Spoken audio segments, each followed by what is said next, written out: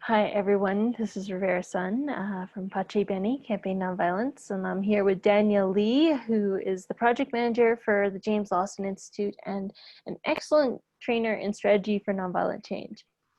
With all this going on in the world and with all the work of change that's on our plate right now, we decided that we would come on and do some short videos on key insights into how nonviolent struggle works.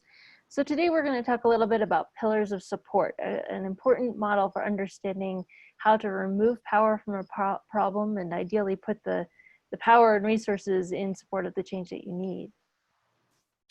And if you're a nonviolent practitioner or a student of nonviolence, you're probably familiar to some degree with pillars of support.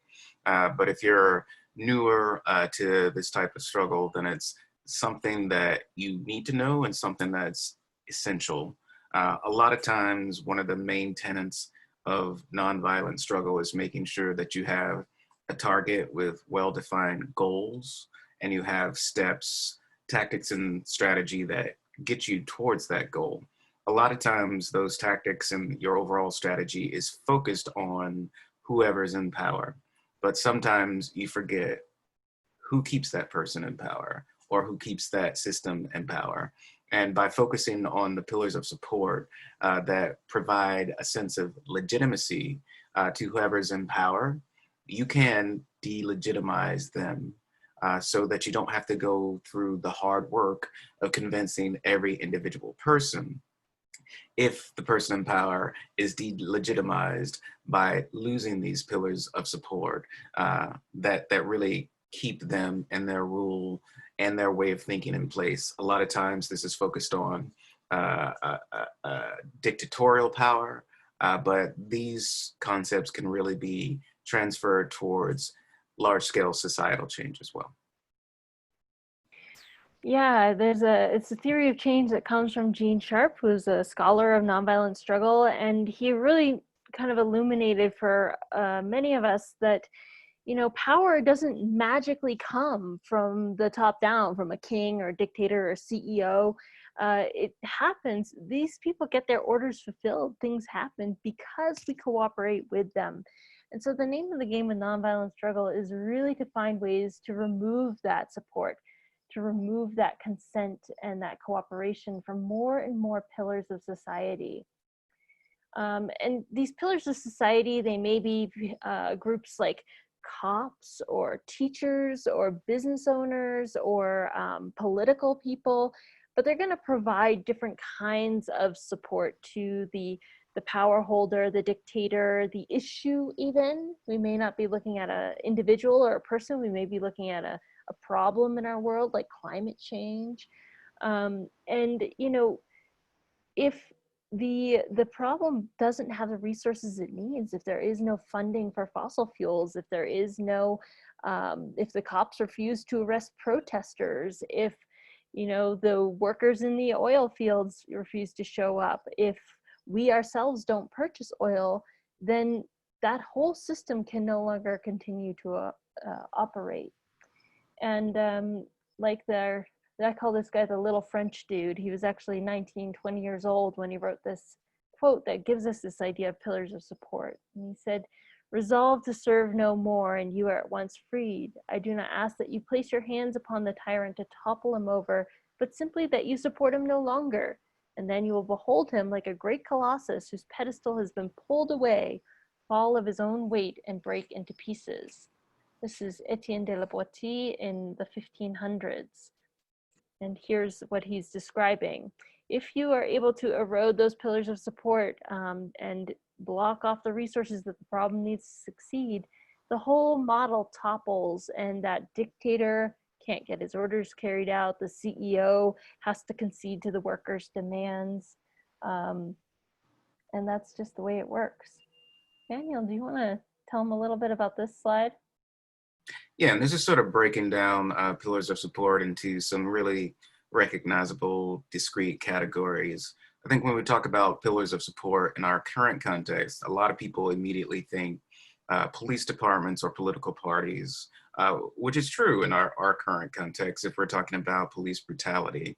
But one of the more surprising and interesting things to come out of our current context is the business community in particular is withdrawing their support from the hardcore racist, white supremacist nature of policing. Um, Colin Kaepernick, with his nonviolent protest in the NFL, tried to raise awareness, and he did a very good job of raising awareness. Of course, he lost his job. And at that point in time, the NFL was not exactly happy with what he was doing. But with the support that we've seen from the larger business community beyond the NFL and the media for the protest, with everyone from, you know, Hollywood studios to large grocery stores and the like coming out in favor of really large police reforms or police abolition, it's forced the NFL to admit that they were wrong. They officially said they were sorry just a few days ago.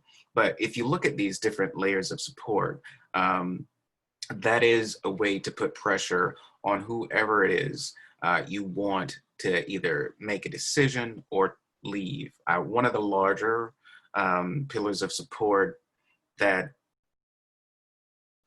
in my personal opinion, had a much larger, stronger sway in the 50s and 60s are religious organizations. I think we're seeing a revival of that right now, whereas in the past 10, 20, 30 years, religions and governments have had a fairly happy relationship. Right now, more and more religious groups across the spectrum are speaking out in favor of human rights and against white supremacy. Yeah, I think those are great examples, Daniel, of how one group removing their support can catalyze a whole trigger reaction, a whole domino effect of others leaving. The NFL is a great example, but when the NFL removes its tacit support for racism and police brutality by saying this just isn't acceptable and we're going to support the take a knee protesters, it leaves fewer and fewer hiding places for those who espouse racism, right? It says you're no longer welcome, feel comfortable in that belief here at the NFL. If you're watching these games, you shouldn't feel cozy with those racist beliefs, right? I think we also saw with the Christian organizations a good example of that when Trump cleared the street with tear gas to go do a photo op in front of that church. When the church leaders denounced that action, it split the rest of the evangelicals to either support Trump or to not. And many of them did not in that action. They felt it was a co-option of their faith for a political purpose. And that, well, I was going to say, the other thing that we were just speaking about earlier is the media. The media is incredibly important. In our day and age, it's both important to continue to talk to the media, but also to create your own media. And as we saw in an incident where a CNN reporter was basically arrested on air and not given a very good explanation, it had the effect of instantly changing the narrative that the media had been pushing forward around the protests before, whereas they initially framed the protest as violent and focused on the violent elements of the uprising and their violent elements of many, many uprisings. They started to focus on the multicultural elements, the multi-generational elements, the peaceful elements of the uprising, and the real substance of the demands behind them. And I think that's something that was completely unanticipated by the powers that be, since the media has basically been on the side of whoever is in power and basically reinforces whatever narrative they have. If you can successfully dismantle that pillar, you can change the thinking not only of those who operate within the media, but those who watch the media. Yeah, and as people can see looking at the slide on the screen, these pillars of support, these different groups, and this is a short list that you see on the screen. There are more, you could identify other ones, provide different aspects, different kinds of power different kinds of resources to the problem. So it's not always one resource for one pillar. They kind of mix together. But yeah, the name of the game here is to remove as many of those pillars of support as possible. Daniel, is there any other like gleaning we can gather from recent events of what's going on? I mean, one thing that comes to mind in this pillars of support is when the bus drivers in Minneapolis refused to transport arrested protesters. That was their way of saying, we will no longer support police brutality and over-policing and the crackdown on protesters, that we will not allow our city buses to be used for this, and we are walking off the job. That was an amazing action. Yeah, that was inspiring. I think one of the more interesting things that have happened is you saw on the slide, one of the pillars of support were political parties and politicians. And for a number of years, I think a lot of politicians have been saying the right thing when it comes to police reform or police abolition, but then not following it up with action in any way, shape, or form. Shortly, I believe it was last week or the week before, I think the mayor of Minneapolis, or the superintendent of Minneapolis schools, basically said, we're ending our contract with the police in schools. And that's huge. That is dramatic. That they're basically saying we no longer believe in the authority of the police department. So we're withdrawing our support. And that's a huge pillar to fall in the push for police accountability, reform, or abolition. And it's triggering others. So Portland, Oregon, and now New York City is considering the same thing. And this is a major pillar of not just this issue, but the school to prison pipeline, disproportionate minority contact, all sorts of pieces of this tangled web that we're trying to campaign against and change. Yeah, so those pillars of support should be a foundational strategy analysis tool for you in your work for change with nonviolent struggle. It's something you should use on every issue that you're working on. You should really analyze your actions and make sure that you're actually putting your energy into something that is actually undermining the problem in significant ways, and consider what would you need to do to successfully erode enough of those pillars to make a substantial change on the issue, not just protesting your opinion about it, but significantly transforming the very structure that holds it in place.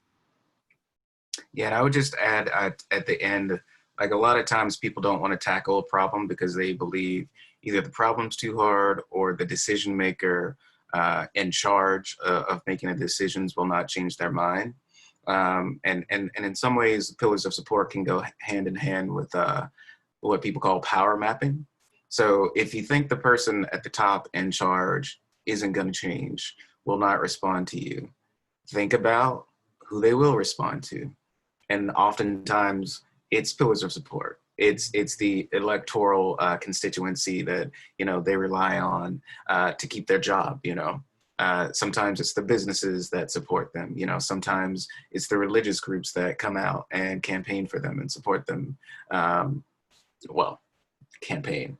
But there are a number of different people holding whoever in power up. And if you go after those pillars of support, they can change the person in power's mind, so you don't have to. Well said, Daniel.